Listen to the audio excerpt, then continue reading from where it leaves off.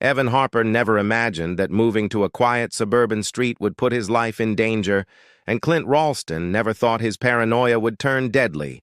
But when their worlds collided, a peaceful neighborhood became a nightmare no one saw coming. Maple Grove had the kind of charm people searched for when they wanted peace. The streets were lined with oak trees that turned gold every fall, and the sound of sprinklers hummed through the mornings like a metronome for suburban life.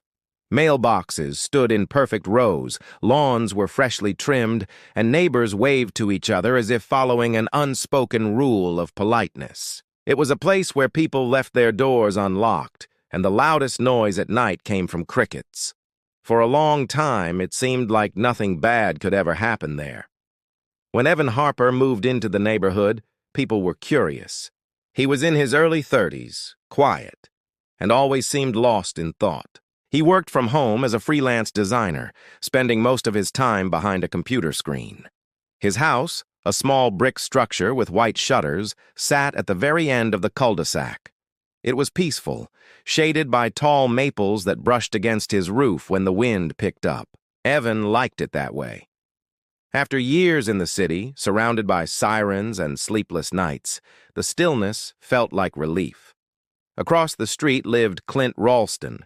He was older, maybe in his mid-40s, with a rough face and eyes that darted around like he was waiting for something to happen. He rarely spoke to anyone, and when he did, his words came out clipped, as if every sentence carried weight.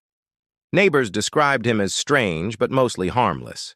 He spent his days tinkering in his garage, surrounded by boxes of old electronics and stacks of rusted tools. Some said he collected antique radios. Others claimed he was building something, though no one knew what. Evan's first real impression of Clint came on his second week in Maple Grove. He was unloading groceries when he noticed Clint standing by his mailbox, watching him. Not staring in a friendly way, just watching.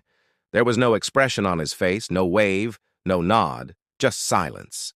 Then Clint turned and walked back to his house without a word. Evan brushed it off as awkwardness.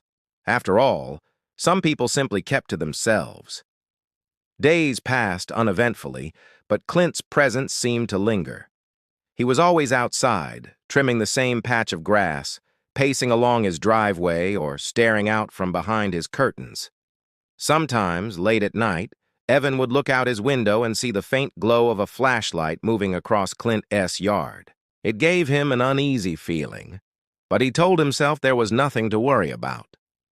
Every neighborhood had one person who didn't quite fit in. The other residents had learned to ignore Clint. Mrs. Bowers next door once mentioned that he used to work in private security before something went wrong. She never said what that meant. A few neighbors hinted that he had a temper, that he'd been seen arguing with delivery drivers and yelling at kids who cut through his yard. But most dismissed it as eccentricity. No one wanted trouble, and Clint didn't give anyone a reason to start it.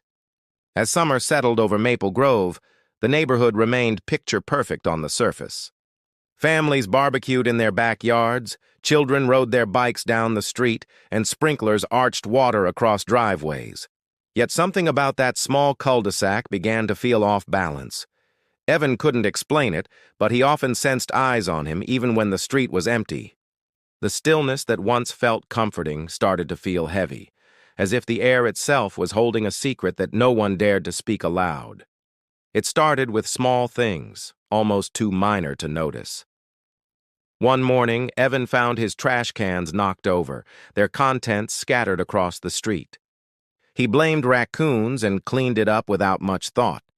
But it happened again the next night, and again the night after that.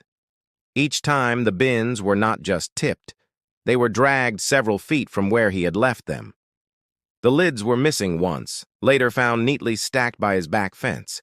It felt deliberate, like someone was sending a quiet message that he didn't yet understand. Soon after, he began to find footprints in the soft soil beneath his living room windows. They were faint at first, but then clearer, showing the outline of heavy boots. The prints stopped just short of the glass, as if someone had stood there watching. Evan brushed it off as coincidence, telling himself it could be a repair worker or a delivery driver. But deep down, the idea began to gnaw at him. He couldn't shake the sense that someone had been there, close enough to see inside his home. A week later, he woke to find a piece of paper tucked under his doormat.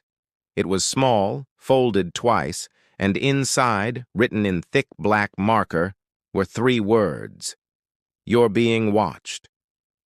There was no signature, no handwriting to analyze, just those words staring back at him. His stomach tightened as he looked around, scanning the street for movement, but everything appeared normal. Sprinklers hissed on distant lawns. A dog barked somewhere down the block. Maple Grove looked peaceful, but something beneath that calm was beginning to rot. Evan reported the note to the Homeowners Association, hoping someone might know who was behind it. The board members laughed it off, calling it a prank.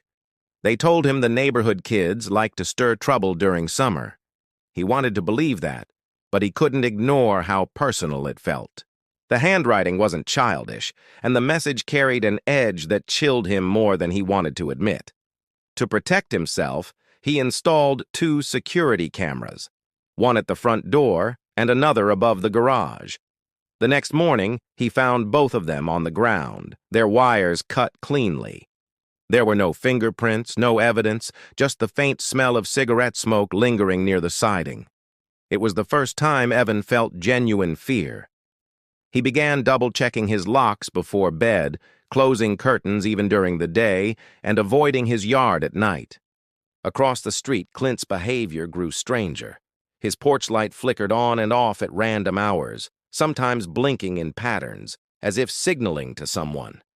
He'd stand in his driveway at midnight, staring at the houses in silence.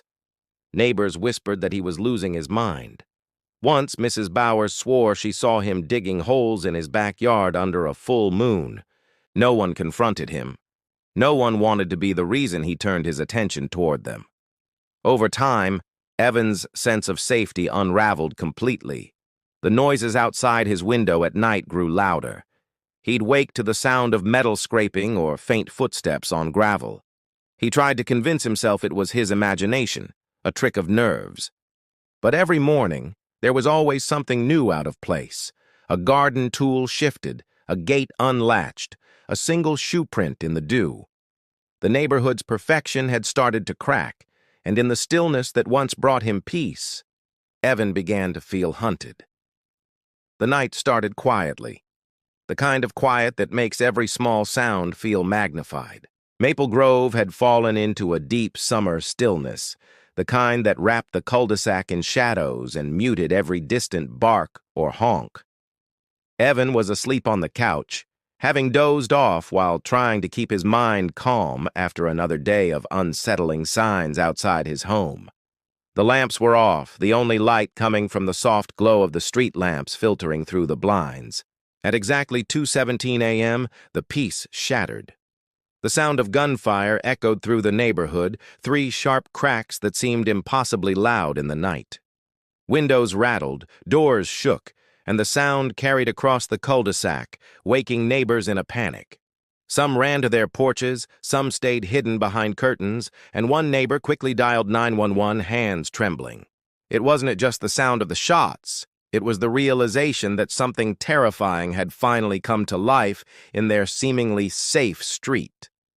Security camera footage captured blurry images of Clint Ralston walking purposefully across the street. In his hands, he held a metallic object that reflected the dim light of the street lamps. His movements were calm, deliberate, almost eerily composed, like he had rehearsed this moment countless times in his mind. He crossed Evan's yard without hesitation. Moments later, Evan was found on his front porch, bleeding from his shoulder and chest. His life hung in the balance, each second stretching impossibly long. Clint retreated back to his house and barricaded himself inside. Police arrived quickly, sirens cutting through the night, lights flashing in urgent red and blue. The street was swarming with law enforcement, neighbors craning their necks from behind curtains, some whispering prayers, others frozen in disbelief. Officers tried to negotiate, but Clint made no move to respond. He remained in the shadows of his home, calm, almost waiting. Hours passed as tactical teams circled the house, speaking in hushed tones over radios, weighing their next move. When the officers finally breached the house, they found Clint sitting in his kitchen as if nothing had happened. Surrounding him were stacks of maps, surveillance photos, and notes detailing Evan's movements over weeks. In the center of the table was a handwritten note that read simply, "He was spying on me." The scene was methodical, organized, and horrifyingly calculated. Everything pointed to a carefully constructed obsession, a fantasy Clint had built in which Evan was the enemy. Every glance out the window, every minor inconvenience in the yard had been interpreted as proof of a plot against him. Evan was rushed to the hospital, bleeding but alive, his injuries serious but not fatal. News crews began to swarm the neighborhood the following morning, capturing the shocked faces of neighbors who had never imagined the quiet street could erupt into violence. Authorities called it the most disturbing case of stalking and obsession they had seen in years. Clint's motives were both terrifying and disturbingly ordinary, a paranoia that had metastasized into violence, fueled by years of isolation, resentment, and a mind that no longer distinguished reality from delusion. The night left a permanent scar on Maple Grove. Families who had once felt safe behind their fences now stared warily into their yards. Children no longer played freely in the streets, and the sound of sirens lingered in memory like a warning. For Evan, surviving the shooting meant escaping not just the physical wounds, but the psychological weight of knowing a neighbor had watched, studied, and almost ended his life in the darkness of his own front yard. The quiet of Maple Grove would never be the same. Evan survived the shooting, but the experience left him hollowed in ways that no hospital could fix. The physical wounds healed slowly, each scar a reminder of the night his life had almost ended.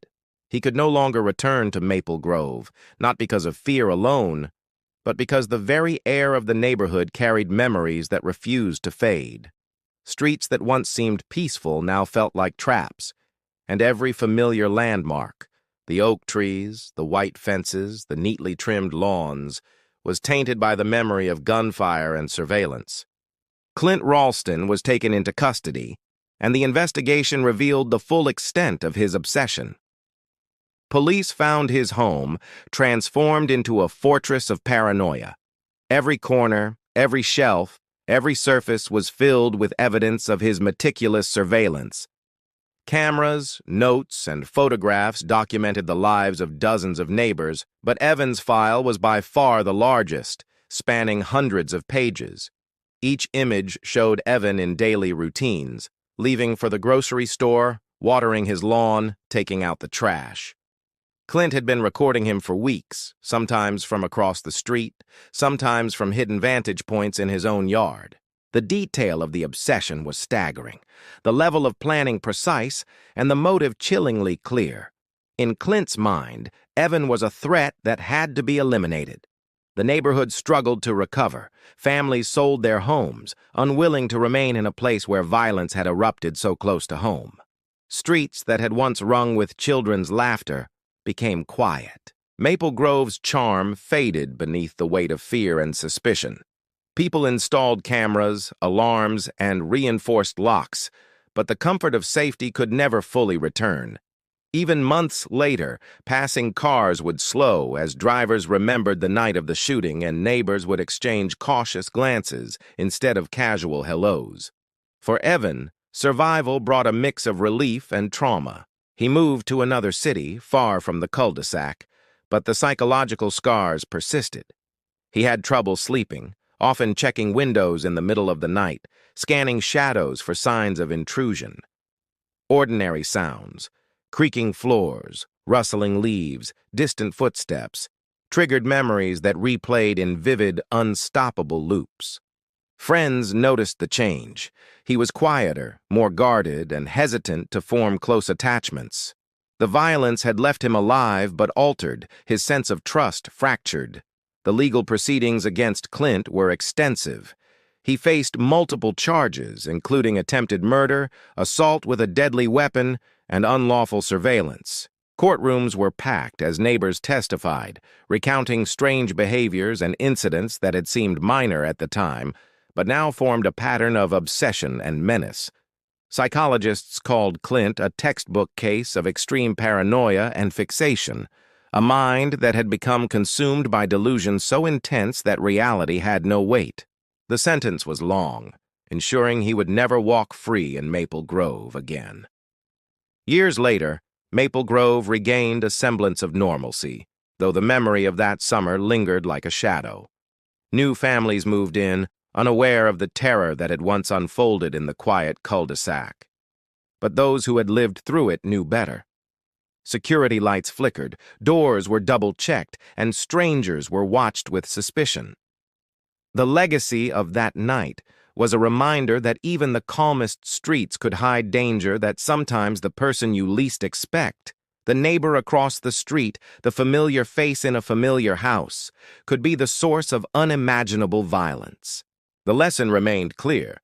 You never truly know who is watching, and sometimes safety is only an illusion.